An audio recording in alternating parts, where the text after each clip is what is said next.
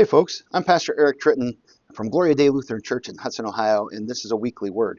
And I am really glad you're with me today because we're getting to the end of the story of Joseph, and this is really the main point for the whole story, for this whole series. I wanted to get to this part of the story in order to focus on Joseph as a man of forgiveness.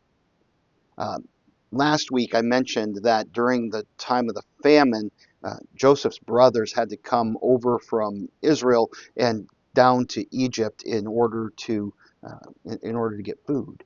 And Joseph recognized them, and he decided to test them. And he did this in a couple of interesting ways. They came down and they were going to purchase grain. And when they purchased it, Joseph had arranged with his servants to put the money back in their bags. So as they're going away, they open their bags and they see the money there, and they're like, "Oh my goodness, he's going to think that we stole from them." And so what do we do with that? And they ended up, when they came back, having to confess it and bring their money with them for both transactions. Um, and Joseph treated that very kindly, and he said, no, this was apparently the Lord's doing. He says, "I'm a believer in the Lord, just like you, and we'll take that as God's blessing." Uh, he also tested them by the next time they left, taking a special cup that he used, a ceremonial goblet, and he hid it in his brother Benjamin's bag. And Benjamin was his only natural brother. The others were half brothers, and he wanted to see whether they were going to be jealous of him and protect, or whether they would protect him, or exactly what they would do. And they did seek to protect him, and they sought to protect their dad. And he at that point recognized that there had been some change of heart in these men, and he broke down. And he confessed to them that he was Joseph, their brother. And imagine that for a moment. There you are, and you know that you threw your brother into a pit. You intended to kill him. You sold him into slavery because you saw more profit in that. And now he is the second most powerful man in Egypt, and you could probably make an argument the second most powerful man in the whole world. And they are terrified that he is going to take vengeance on them. But instead, what Joseph did was he had his brothers and their families and their father move to Egypt, where he could protect them and where he could provide for them. He actually provided wagons and supplies for them to go back to the promised land, to gather up their families and to move back. He set them up in a part of Egypt, the part called Goshen, where there were pastures and there was water that they could use for their flocks. And through all of this, he's blessing them despite what they did to him. And they're terrified. They think that Joseph at some point is going to punish them for what they did to him. But Joseph's attitude about this is very different. And I find this to be something that's incredibly beautiful. And it's really, it's woven with his faith and trust in God as the one who forgives and who saves and interprets dreams and all of the other things that he's experienced in his life. And in Genesis chapter 45, verse 7, he says, "God sent me ahead of you to protect and to deliver you. It was not you who sent me here, but God." So all of these misfortunes that were done by his brothers, Joseph looked at those and he says, that wasn't you, that was God sending me here, preparing me for this moment when I can save you. And then later, after Joseph and his brother's father died, his brothers came to him again because they're sure that their father's the only thing that's standing between them and certain justice. And they said to him, they conspired and they lied to Joseph. They said, "Hey, Dad said you have to forgive us." And the text tells us that Joseph wept. And I think that he weeps because his brothers just don't understand forgiveness. And seeing him weep, they think he's weeping because the only reason he's protecting us is because of Dad, and we kind of caught this, and and they say we're your servants, yeah.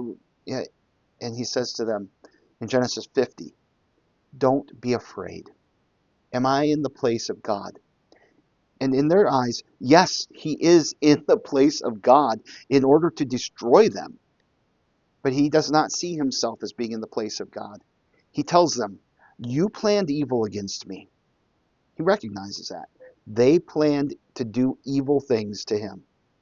And then he continues, he says, "God planned it for good to save many people." That perspective that Joseph had that allowed him to have sincere forgiveness, it's really only possible because of his faith in God as one who is good and merciful, and who had been good and merciful to him through his life, even as he was going through false accusations, even as he went through the betrayal by his brothers, even as he went through living in prison and being forgotten there. All of it. And that led him to be able to forgive. When when Christians forgive in a really amazing and radical way, that gets people's attention. Back in 2006, there was a shooting at an Amish school, and the shooter went into the school. He targeted 12 girls, no, 10 girls, excuse me, and 5 of them were killed. And then the gunman killed himself. The Amish community's response to this is really, we look at it and we say, this is really remarkable. Because what they did was they forgave the shooter, and then they came alongside the shooter's family in order to help them in their time of sorrow and to provide for them.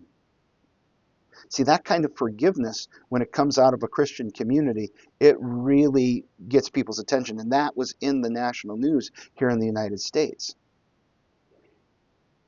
And I think that part of what people are drawn to in those stories is that the forgiveness is always undeserved. And there's nothing that's done that earns the forgiveness, and yet it's so freely and graciously given. And we look at those big situations and we say, wow, that's absolutely amazing. But the truth of the matter is that all forgiveness is always undeserved and unearned. It's given to us freely as a gift through Jesus' death and resurrection. And in this way, Joseph is a picture for us of Jesus. We can look and we can see parallels in their lives. Joseph was betrayed by his brothers. Jesus was betrayed when he was arrested. Joseph suffered under the injustice of false accusations and imprisonment and all of the things that went with that. Jesus was falsely accused, and he was prosecuted, and he was sentenced to death because of it. Joseph died, not no actual death, but he died in the sense that he was lost to his family. He was thrown into prison. He was forgotten there. He was just completely cut off from all the people of the world. Jesus died, actually, literally, on the cross in order to atone for our sins. Joseph is raised when Pharaoh calls him out of prison and cleans him, and he comes to a new life. Jesus rose from the dead on the third day, and he arises, and he still bears the scars, but he doesn't bear the obvious, he was just dead look. He's clean, and he lives in his holiness, and he shares that hope with us. Joseph saves his brothers. Jesus saves all of humanity by his death and resurrection. And all of this is expressed in forgiveness. Joseph for his brothers, Jesus for us and for all sinners. And friends, this forgiveness is just absolutely amazing. There's a hymn that a lot of people love called Amazing Grace. And as I sing that song, sometimes I wonder if we're really that amazed by grace, or if it's something that we've just kind of become used to in our lives. But when we see somebody like Joseph forgiving the unforgivable, it leads us to pause and to pray and to marvel at the forgiveness that Joseph gave. And I think that if we see our sin as truly something terrible, and we experience Jesus' forgiveness for that sin, that leads us to pause and to pray and to marvel at Jesus' forgiveness. And that could be enough in and of itself.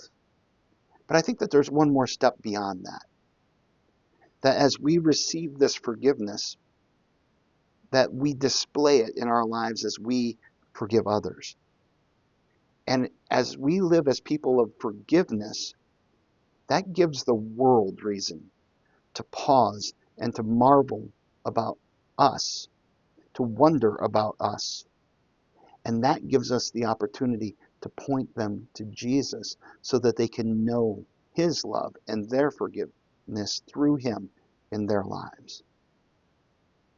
So thank you for taking the time to be with me. I hope you appreciated, liked this whole series about Joseph.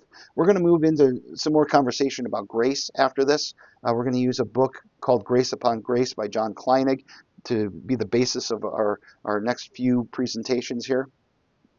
In the meantime, if you liked this, please share it, like it, mark it, whatever, and help other people to find it. And come back next week and we'll talk about more grace. God's blessings.